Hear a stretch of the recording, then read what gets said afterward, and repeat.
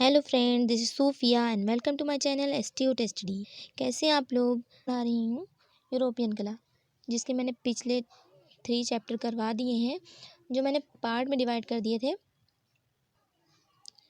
तो मिस्र की कला पिछले क्लास में मैंने पढ़ाया था आपको। अगर आप लोग नए हो तो चैनल के प्लेलिस्ट में जाकर मेरी क्लासेस कर सकते हो, और वीडियो अच्छी लगा करे तो सब्सक्राइब ज़रूर कर दिया करिए, लाइक कर लिया करिए, ऑल पे क्लिक कर दिया करिए, जिससे मेरी आने वाली क्लासेस की नोटिफिकेशन आपको मिलती रहे। चलिए चलते हैं अपनी क्लास की तरफ। और ये जो आप चित्र देख रहे हो, ये क्रीट शहर जो था उसके वहाँ पे बहुत बड़ा सा म्यूज़ियम है। जो बर्तन क्रीट की कला में बनाए गए थे वही बर्तन है ये। क्रीट शहर भूमध्य सागर का सबसे बड़ा 5वां महाद्वीप है। यूनानी संस्कृत का बड़ा महत्वपूर्ण अंग माना जाता है इसको। क्रीट शहर को आज मैं आपको क्रीट की कला के बारे में पढ़ाऊंगी, जिसको मिनोअन कला भी कहा जाता है। मिनोअन कला इसको इसलिए कहा जाता है क्योंकि मिनोअन का नाम वहाँ के राजा मिनोस के नाम पर पड़ा था। मिनोस राजा थे, उनका नाम था मिनोस। ठीक है। क्रीट कला की अपनी एक पहचान है। क्रीवाइंस इनका नाम था, और ये क्रीट कला को ऑथर इनवाइस नाम था इनका। क्रेटन कला को 3 भागों में इन्होंने विभाजित किया था। इनका कहना था कि जिस तरह से प्रागैतिहासिक काल के को 3 अंगों में बांटा गया था, जैसे कि उसमें पूर्व पाषाण काल था, मध्य पाषाण काल था, उत्तरी पाषाण काल था। उसी तरीके से क्रीट की कला को 3 भागों में विभाजित कर दिया गया था। नंबर 1 पे था आरंभिक मिनोअन काल, जिसको 28,000 ईसा पूर्व से 2,000 ईसा पूर्व तक माना जाता है। नंबर 2 पे मध्य मिनोअन काल, जिसको 2000 से 1550 ईस्वी तक माना गया है। उत्तरी मिनोअन काल है नंबर 3 पे, 1550 से 1400 तक 1400 ईसा पूर्व तक इसको माना गया है।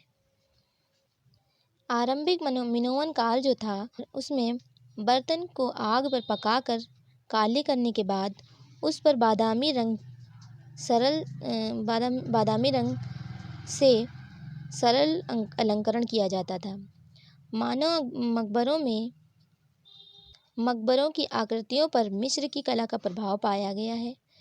जैसे जो मकबरों पर जो आकृतियाँ बनाई गई हैं यहाँ पे, तो उन पर मिस्र की जो कला मैंने पढ़ाई थी उसी की तरीके से यहाँ पर भी मकबरों में डिज़ाइन अलंकरण बनाया गया था। ठीक है। तो यहाँ पर काला रंग लगाकर पात्रों पर सफ़ेद, नारंगी और पीला रंग से आकृतियाँ बनाई गई हैं। पहले काला रंग लगा दिया जाता था, उसके बाद सफ़ेद और नारंगी, लाल, पीले रंग से आकृतियाँ अंकित कर दी जाती थी। ये वहाँ के बर्तन और कलश थे। ये वहाँ पर म्यूज़ियम में रखे हुए हैं। मध्य मिनोअन काल में 1700 ईसा पूर्व के करीब क्रीट के सभी राजमहल भूनष्ट हो चुके थे। 1700 जब काल लगा, तब सारे राजमहल जो थे वो एक भूकंप के वजह से नष्ट हो गए थे। तो जब भूचाल आया यहाँ पे, तो ज्वालामुखी का भीषण विस्फोट होने के कारण भूचाल आ गया था।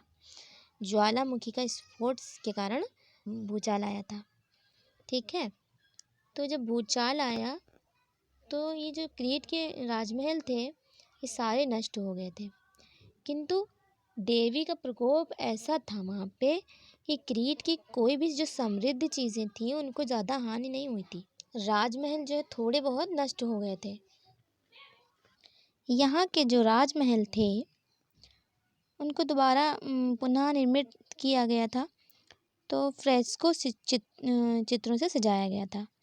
यहाँ नौसास के जो महल थे उनको जब पुनः निर्मित किया गया राजमहलों को, तो फ्रेस्को चित्रों से उनको सजाया गया था। ठीक है। जो यहाँ के महल थे उनको फ्रेस्को चित्रों से सजाया गया था। ओके फ्रेंड्स, तो अगर वीडियो अच्छी लगा करे तो लाइक ज़रूर कर दिया करिए आप लोग, और हाँ, कमेंट भी किया करिए, तो अच्छा लगता है। आप लोग के कमेंट पढ़ते तो बहुत अच्छा लगता है, तो आप लोग कमेंट ज़रूर किया करिए। राजमहलों में मंदिर जो थे जो राजमहल थे उनके मंदिर में धार्मिक विधि विधान को चित्रित किया गया था। एक मतलब धर्म से संबंधित कुछ विधि विधान चल रहा है, ये चीज़ वहाँ पे चित्रित हुई है। ठीक है, राजमहल जो है वहाँ के। तो प्रांगण में स्त्री पुरुष को दर्शाया गया है, स्त्री पुरुष की भीड़ को दर्शाया गया है।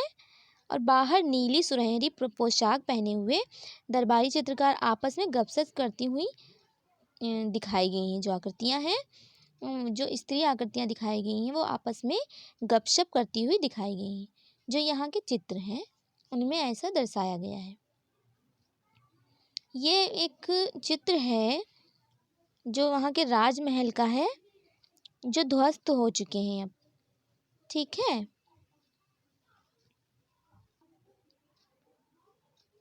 मिनोवन के चित्रकारों की प्रकृति, जो मिनोवन के चित्रकार थे उनको प्राकृतिक वस्त्रों का चित्रण करने में अधिक रुचि थी। हांगिया त्रियादा के महल के एक फलक चित्र में पुजारिन को चित्रित किया गया है।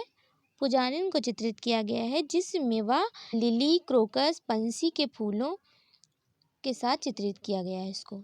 ठीक है, जो वहाँ पे एक हांगिया त्रियादा का महल है जो जिसमें एक पुजारिन को चित्रित किया गया है और उसको उसके हाथ में लिली, क्रोकस, पांसी के फूलों को दर्शाया गया है। जोगारो नगर में कलश प्राप्त हुआ था, जागरो का कलश व वेफियों के 2 सोने के प्याले यहाँ पे मिले हुए हैं। हांगिया त्रियादा के एक श्वेत पेटिका के पास इनको चित्रित किया गया है। जो कलश वहाँ पे पाए गए थे, मजदूर यहाँ पर कलश पर एक खेत के मजदूर कंधों पर ओसाई का साधन लेकर कतार में जाते हुए दिखाए गए हैं। ये चित्र हैं, आप इनका नाम लिख सकते हो। ये सारे पॉइंट नोट डाउन करने वाले हैं। और यहाँ पर 4 गायक हैं, मुंह खोलकर जो जोर से गाना गाते हुए दिखाए गए हैं। इसको नोट कर लिएगा, आप लोग बार बार रिपीट करके सुन लीजिएगा। 1450 ईसा पूर्व के बाद चित्रकला में बहुत ही परिवर्तन हुए वहाँ पे। तो हांगिया त्रियादा की एक श्वेत पेटिका के एक तरफ आदमियों के एक श्वेत पेटिका है वहाँ पे, जिसमें आदमियों का जुलूस समाधि पर भोग चढ़ाते हुए और स्त्रियों को 2 सांकेतिक पशुओं से सूचित किया गया है। वहाँ पे 2 स्त्रियां बनाई हुई हैं और आदमियों का एक जुलूस बनाया गया है जो समाधि पर भोग चढ़ाते हुए दिखाया गया है जिनको। ठीक है, और देविका पर वीणा वादक की संगत को लेकर तर्पण करते हुए चित्रित किया गया है। ये वहाँ पे जो चित्र बने हैं उनके बारे में बताया गया है। ये म्यूजियम है। यहाँ पर पत्थर के पात्र बने हुए हैं, कलश भी मिले हुए हैं यहाँ पे। और मिनोन काल में म्यूजियम बना हुआ है क्रीट में, जो सबसे बड़ा म्यूजियम है। ये म्यूजियम का ये वहाँ पे बना हुआ है। ठीक है, क्लास अच्छी लगी हो तो लाइक कर लीजिएगा क्लास और कमेंट करिएगा ज़रूर और सब्सक्राइब कर लीजिए। पर मिलते हैं अगली क्लास में। Thank you.